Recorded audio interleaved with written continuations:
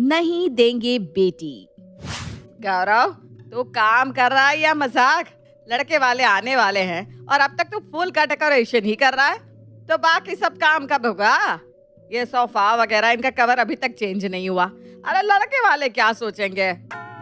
सुनंदा अपने पड़ोसी से अपने घर पर फूलों का डेकोरेशन करवा रही होती है, तभी उसकी बहू बाहर आती है। ये सब क्या है मम्मी जी? ये अपने गौरव को क्यों बुला लिया? 2 घंटे में घर से क्या गई? आपने तो घर को शादी का घर बना दिया। अब मैं क्या ही बोलूं भाभी, मैं आंटी को समझा समझा कर थक गया कि देखा देखी में कोई घर का डेकोरेशन नहीं करवाता। पर यह है कि इन्हें चाहिए कि घर के बाहर एक बड़ा सा फूलों का दरवाजा, घर के अंदर फूल की बड़ी आंगनवाड़ी। अच्छा तो लग रहा है ना बहू? अरे हमारे जमाने में तो ऐसे ही डेकोरेशन होता था। पर मम्मी जी, आप क्यों फूलों का डेकोरेशन करवा रही हैं? लड़के वाले समझ जाएंगे कि ये सब हमने उनको इम्प्रेस करने के लिए किया है। ऊपर से ये कितना ऑकवर्ड हो जाएगा। नॉर्मली कौन अपने घरों में फूलों का डेकोरेशन करवाता है, बोलिए तो? वो तो बस हमारी नैना को अभी देखने आ रहे हैं। अरे बेटा, लड़के वाले चारों तरफ फूल देखेंगे तो सोचेंगे हम लोग जंगल से जाकर फूल तोड़ कर लाते हैं, फिर अपने ठाकुर जी को सजाते हैं, अपने घर को सजाते हैं। मुंबई में कहाँ कोई जंगल है मम्मी जी? पता नहीं मेरी सतयुग की सास को कौन इस कलयुग में छोड़कर चला गया। आज का जमाना वैसा नहीं है मम्मी जी।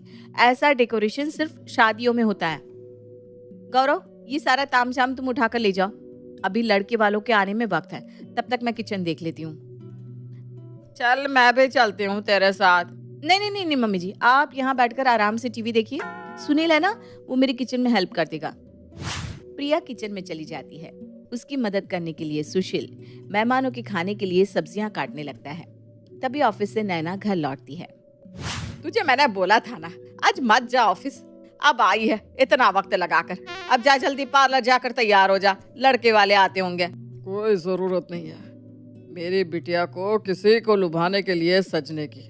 हाँ, अगर तेरा मन है तो तू चली जा। थैंक यू पापा, आपने तो मेरे मन की बात ही कह दी।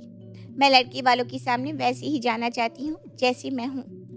फिर तो तू 2 घंटे फ्री है, जा अपनी भाभी की मदद कर दे। बेचारी अपनी ऑफिस से छुट्टी लेकर सुबह से एक पैर पर खड़ी होकर सारा काम कर रही है। जा मदद कर दे बेटा उसकी। तब तक मैं मार्केट जाकर नाश्ता ले आता हूँ। नैना का परिवार बिल्कुल परफेक्ट लगता है ना? और असल में कहे तो था भी।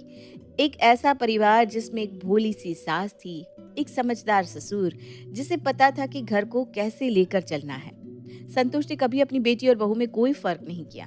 अगर उसकी बहू रसोई में काम करने जाती तो वो अपने बेटे को भी रसोई में उसकी मदद करने के लिए भेज दिया करते। प्रिया भी एक अच्छी बहू साबित होने में कोई कसर नहीं छोड़ती थी। वो अपनी ननद को बिल्कुल अपनी सगी बहन की तरह समझती थी। अब तक तो इस परफेक्ट परिवार में कोई विलन नहीं था, पर घर के अंदर ना सही घर के बारे में ही सही।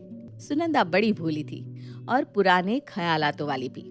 अब नैना की बढ़ती उम्र को देखकर उसे उसकी शादी की चिंता सताने लगी थी और उसकी इस टेंशन को दूर करने या ये कहिए कि बढ़ाने के लिए लड़की वाले उसके घर आ पहुंचते हैं।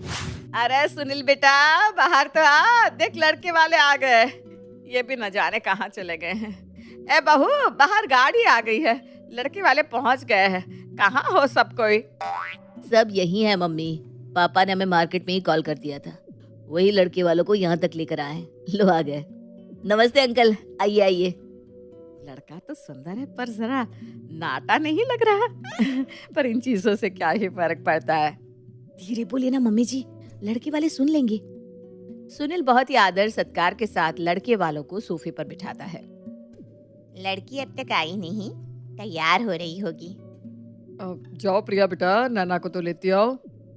ये प्रिया आपकी बड़ी बेटी है क्या? आपकी बहू नहीं दिख रही। ये हमारी बहू ही तो है रूबी जी। अपनी बहू को बेटा कौन बोलता है, बताइए। वैसे कितना पढ़ी हो तुम बहू? शादी के वक्त तो मैंने बस ग्रेजुएशन ही कंप्लीट किया था। शादी के बाद पापा जी ने मम्मी जी ने मुझे पढ़ने के लिए एनकरेज किया। फिर मैंने MBA किया और अब मैं जॉब कर रही हूँ। ये सुनते ही रूबी तीखी नजर से अपने बेटे की तरफ देखती है। सबकी अपनी अपनी पसंद है। किसी के घर में पैसों की कीमत होती है तो वो बहू बेटियों से काम करवाते हैं। हमारे घर में ऐसी नौबत ना आज तक आई है, ना आगे आए भगवान। जो है बहुत है। जाओ जाओ, बहू तुम नैना को लेकर आओ। प्रिया अंदर जाकर नैना को बाहर लेकर आती है। नैना एक सलवार सूट में सभी के सामने आकर सोफे पे लड़के के बगल में बैठ जाती है। वहाँ कहाँ बैठ गई बेटा? मेरे पास आओ। तब तक करीब से देख लूं तुम्हारा चेहरा सामने से कैसा दिखता है। अब क्या है ना बहन जी, मेकअप का जमाना है। लोग मेकअप से ही पेंट पोछड़ा करके दाग धब्बे छिपा लेते हैं। नहीं नहीं बहन जी, ऐसी कोई बात नहीं है। नैना को तो मेकअप पसंद ही नहीं है। वैसे हमने तो सोचा था लड़की साड़ी पहन कर आएगी। साड़ी में ना लड़की ज्यादा खिलकर दिखती है। चलो अच्छा है, जीन्स पहन कर आ जाती, उससे तो अच्छा सूट ही में आ गई। क्यों विवेक जी? जी जी सही कहती हो। और बेटा क्या क्या बना लेती हो? सब कुछ ही बना लेती हूँ अंकल। मैं हॉस्टल में रहती थी ना, तो सब कुछ सीख लिया है मैंने। चलो ये तो अच्छी बात है। फिलहाल क्या कर रही हो तुम? जॉब। क्या? अब तक जो किया वो ठीक है, पर हमारे यहाँ ये सब नहीं चलेगा बेटा, पहले ही बता देती हूँ। और कितना भी पढ़ लो, शादी के बाद कहाँ कुछ काम आता है। काम तो वही आता है जो माएँ बेटियों को रसोई में सिखाती हैं। वैसे एक टाइम में कितनी रोटियाँ बना लेती हो तुम? वैसे कभी ज्यादा की जरूरत नहीं पड़ी आंटी जी, पर हाँ 4-5 बना लेती हूँ। बस 4-5? हम 3 लोगों को देखकर तुम्हें क्या लगा कि बस 3 लोगों का खाना बनाना है? और वैसे भी मेरा सुशील तो अकेले ही 12 रोटियां खा लेता है। और हमारे घर में कुल है 40 लोग। एक समय में प्लेट में 4 सब्जी ना हो तो कोई खाने की थाली तक छूता नहीं। और अब नई बहू आएगी तो खाना तो सबके लिए वही बनाएगी ना। 40 लोग? तो फिर आप अपने घर को घर क्यों कहते हैं? जिला घोषित क्यों नहीं कर देते? काफी देर से खाने की बात हो रही है, कोई और बात भी तो कर लीजिए। बेटा तुम्हें नैना से कुछ नहीं पूछना? आगे बढ़कर सुशील नैना से पूछता है। मान लो नैना, शाम को मेरे घर में मेरे कुछ ऑफिस के कलीग्स आने वाले हैं और उसी वक्त तुम्हारे पेरेंट्स भी मेरे घर आ गए, तो तुम खातिरदारी किसकी करोगी? मेरे कलीग्स की या अपने पेरेंट्स की? खुद की। अब इसके पहले कि आप लोग मेरी बेटी से और ऐसे ही अटपटे सवाल पूछे, मैं आप लोगों के सामने हाथ जोड़कर तशरीफ ले जाने को आग्रह करूंगा। ये क्या बात हुई संतोष जी? कैसा बिहेवियर है ये? हमें तो आपकी बेटी अभी पसंद भी आ ही रही थी कि आपने अपना असली रंग दिखा दिया। आप कुछ समझाइए इन्हें सुनंदा जी। अब लड़की देखने में ऐसे सवाल तो पूछने ही पड़ेंगे, वरना क्या भरोसा कौन अपनी बीमार और रोगी बेटी हमें थमा दे। इस घर में बस आप ही मुझे समझदार लगी हैं, जरा आप ही समझाइए इन्हें। भोली जरूर हूँ रूबी जी, पर मूर्ख मैं नहीं हूँ। अपनी बेटी को बाजार में बेचने खरीदने खड़ा नहीं किया मैंने, जो सब उसे ऐसे उलट पुलट कर जांच कर रहे हैं। माफ कर देना बेटा, न जाने क्यों मैं तेरी शादी की फिक्र कर रही थी। अब तो मुझे फिक्र ये हो रही है कि तेरी शादी गलत घर में ना हो जाए। जा बेटा, तू कपड़े बदल ले और अपने ऑफिस जा। बेकार में तेरे 4 घंटे बर्बाद हो गए। तो मैं ये नाश्ते की प्लेट हटा लेती हूँ मम्मी जी। देखिए अब पापा जी मम्मी जी ने आपको जाने को बोल ही दिया है, तो सॉरी बट हम नहीं देंगे बेटी। और सुशील जी, आप कोर्ट क्यों नहीं ज्वाइन कर लेते? ऑप्शन अपने क्लाइंट्स को दीजिएगा कि अगर केस हार गया तो क्या होगा और जीत गया तो। नमस्ते। इतना घमंड और इतनी बड़ी बोली, ऐसे तो आपकी बेटी हमेशा घर पर ही बैठी रह जाएगी संतोष जी।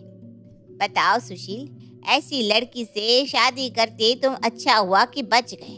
अभी तो मैंने इसे चलवा कर इसकी चाल भी नहीं देखी थी कि इसके पापा को इतनी मिर्ची लग गई। शादी के बाद तो हर रोज ये हमारे घर के मसलों में ताका झाकी करते रहते।